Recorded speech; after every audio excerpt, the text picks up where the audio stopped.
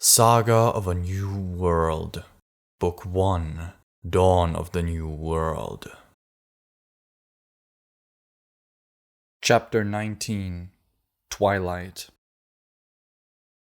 Astrid? The elf feels someone shake her shoulder.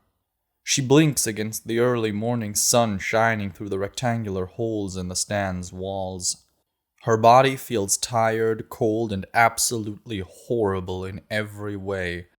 Her back hurts from sleeping in an upright position, but at least the pain of both her wounds and sore muscles is numbed by the freezing cold air on her almost naked upper body. Astrid? What? She croaks. Elijah moves back as far as the tiny space inside the stand allows. He has red and puffy eyes with dark shadows under them. He blinks constantly and can barely keep them open as he speaks. I just wanted to see if you're okay. Astrid can't help but smile. I'm fine. She takes a look at her wounds. Her pants are drenched in dry blood, and so are her sneakers and the bandage. The fabric did nothing to staunch the bleeding, and now Astrid regrets having used her t-shirt like this. A small trail of blood leads towards the door. The young elf is actually surprised that she's still alive. We should get going. You go down first, I need a sec, she tells her brother. As soon as he opens the small door and climbs down the ladder, Astrid pulls herself out of the wooden seat. She tries to put some weight on her wounded leg and finds that it barely hurts. But as she tries to take a normal step, a jolt of pain shoots through her wounded leg. Okay, I have to keep the leg stiff and it won't hurt. I can work with that, she thinks. She does her best to put as little weight as possible on her wounded appendages as she climbs down the ladder. When Astrid climbed the ladder last night, the adrenaline allowed her to just race up without paying attention to her wounds. Now her descent is an awkward series of hops as she tries to climb with only one hand and leg. It takes a bit, but she eventually reaches the bottom. As they walk, Astrid keeps her wounded leg as stiff as possible so as not to disturb the wound. It makes them a bit slower, but not even by that much. Astrid's original idea turned out to be right. After leaving the hunting stand behind, it doesn't take them long to find a narrow dirt road that they follow to a small parking lot similar to the one Astrid met Lucas and Julia on, and a country road. Since neither of them has any idea where the road leads, they simply decide to go right until they see another house. Surrounded by a fence, it stands completely alone. Look over there, she tells her brother and points at the building. Astrid's stomach is killing her, and maybe whoever lives there has something to eat. The house itself is only a single story tall and, even though it looks really old, is very clean. The roses and bushes flanking the path leading up to the entrance that haven't been transformed are well trimmed, but the order that someone must have spent a lot of time maintaining is now broken by the plants haphazardly placed by the event. The house itself is quiet, no light or movement in the windows. Astrid instinctively presses the doorbell before remembering that there's no power. Of course, it makes no sound, so instead she knocks. Astrid listens for any noise inside, and when she doesn't hear anything, she knocks again. No reaction. I don't think anyone's home, Elijah says. Astrid knocks again, then says, Probably not. Come on. Elijah wants to walk back to the road, but Astrid leads him around the house into the backyard. The relatively large building has an even larger backyard that is separated from the forest by large bushes. Astrid sees that the glass door leading into what looks like a living room is smashed. The scene at the gas station flashes through her mind. She considers grabbing Elijah and running, but the prospect of something to eat is much stronger than her fear. Besides, whatever did this is probably gone, she thinks. Still, Astrid keeps her ears on alert for any unusual sounds as she steps through the broken glass panel. The living room is undisturbed. No blood, no upturned furniture, nothing that would indicate a struggle. Astrid slowly creeps into the kitchen.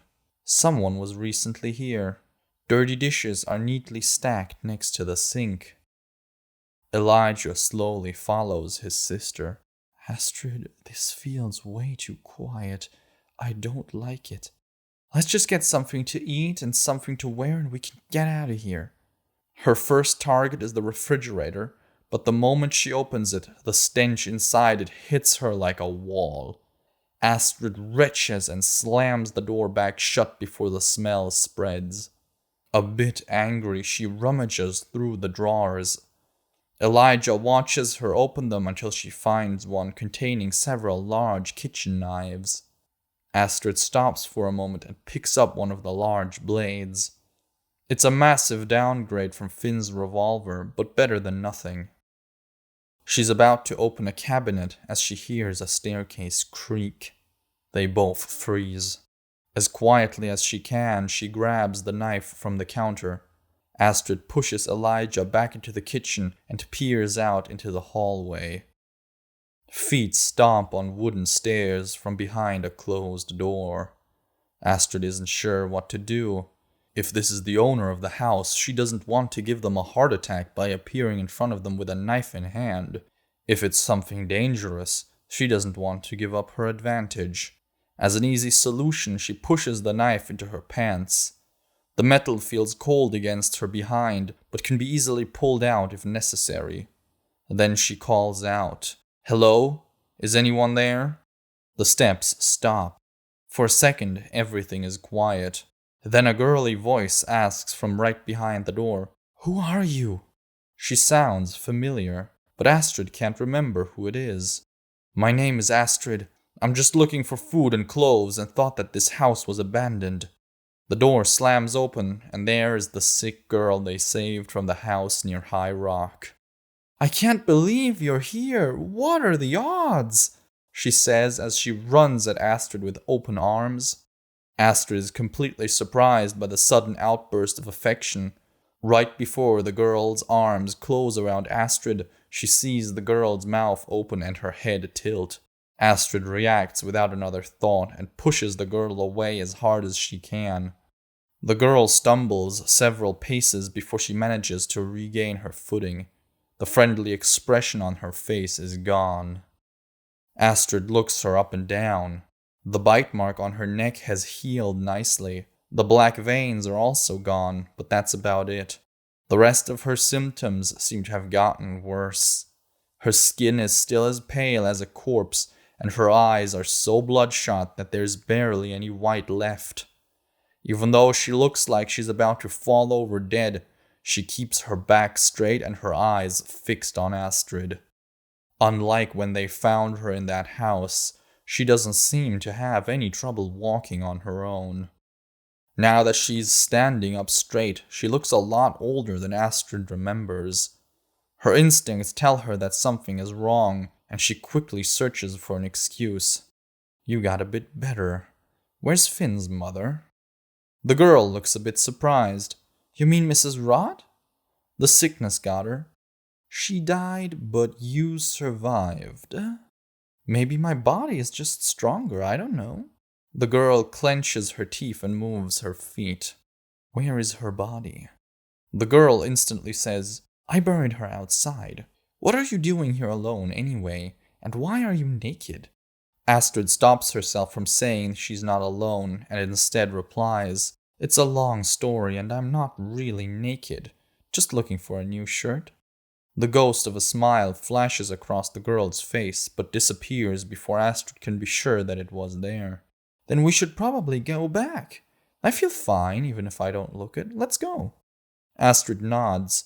She turns as though she wants to head for the door, but does her best to move in a way that conceals the knife in her pants. She's barely turned her head away when she hears movement. Even though Astrid is expecting the attack, she barely manages to catch the girl. The force of the impact knocks Astrid off balance and they both fall to the ground. The impact knocks the wind out of Astrid and sends a burst of pain through her wounded arm as she keeps the girl from biting her in the shoulder. The girl is strong, stronger than she looks, but Astrid is even stronger. With a painful heave, she pushes her away from her shoulder and throws her off. They both stumble back to their feet, and Astrid pulls the knife out of her pants. The girl looks like she is about to attempt another lunge, but stops mid-motion. Astrid sees the girl's eyes dart to the knife, then back to Astrid. They stand in front of each other, the girl breathing like an angry bull while Astrid takes quick, shallow breaths. The only bite on her arm burns from using the wounded muscles. Even though she's afraid, her voice sounds tough and confident. "What the hell is wrong with you?" she hisses at the girl. "Oh, come on! How obvious can it be? I'm a freaking vampire!" The girl's face twists into an awkward mixture of a smile and a smirk. Astrid takes a step back and leans forward, ready to catch the girl with her knife if she lunges. Part of Astrid doesn't want to believe her, but with everything that's happened, she's pretty much open to everything. "Where is Mrs. Rot?" Astrid repeats her earlier question. "She's dead. After we found this house, she drained the old lady that lived here and left me with nothing but a useless bit of blood. In my rage, I killed her. But I'm in control now, and aside from the hunger, I feel great. Sure, I don't have superhuman strength and speed like Edward, and that blood on you makes me absolutely crazy, but I feel more alive than ever. You know what? I could bite you too. You'd just have to soldier through a day or so of sickness, and then you'll be a vampire too." Astrid narrows her eyes. Even if she wanted to become a vampire, the girl would probably just suck her dry in the moment she got her teeth in. "I think I'll pass." The weird smile fades from the girl's lips, but she still doesn't attack. Astrid can tell she is weighing her options. While the girl is smaller and weaker, Astrid is already wounded. Still, an urge to attack seems to bubble inside Astrid. Even though she knows that a fight would at best leave her in worse shape than she is now, and at worst get her and her brother killed, her most basic instincts tell her to just jump at the girl. It takes a good deal of willpower not to lunge. They stand little more than 2 steps apart until the girl seems to have an idea. Without letting Astrid out of her sight, she walks towards the door to the kitchen. She wants to arm herself too. With a single step, Astrid blocks the door, her knife pointing right at the girl's heart. At least where her heart should be if she still has one. "Not gonna happen. Leave. Now." The girl smiles a wicked smile. "You're wounded. I'm a vampire. You can't fight me, even if you're an elf." Flexing the fingers holding the knife, Astrid hisses, "You want to bet that new life of yours on it?" The smile on the girl's face fades. It feels like they stare at each other for half an eternity before the girl finally says, "I don't." Without another word, she turns and runs out the shattered garden door. Astrid watches her disappear behind a wall. Still, she doesn't relax until she's sure the vampire is gone. "I don't think she's coming back," Astrid says. Her brother's head peeks through the kitchen door. "That was intense. I was sure you were going to fight. My elf sister against a vampire. Scary, but cool if you think about it." Astrid looks at her brother, then back at the spot the girl just stood. "Thank God I didn't have to fight her, but on the other hand, I just let a probably incredibly dangerous creature run away," she thinks, and turns back to the kitchen. Her stomach just reminded her to fill it. The two search the kitchen until they find a few boxes of cereal. They eat as much as they can, then Astrid searches the bedroom for new clothes. The old woman who lived here apparently only owned grandma clothes, and Astrid is forced to settle on a blue shirt that should be loose but fits her like a skin suit, and a thin jacket she can't button up. Just like her old shirt, they're both too short to cover her belly, but they're better than walking around half naked.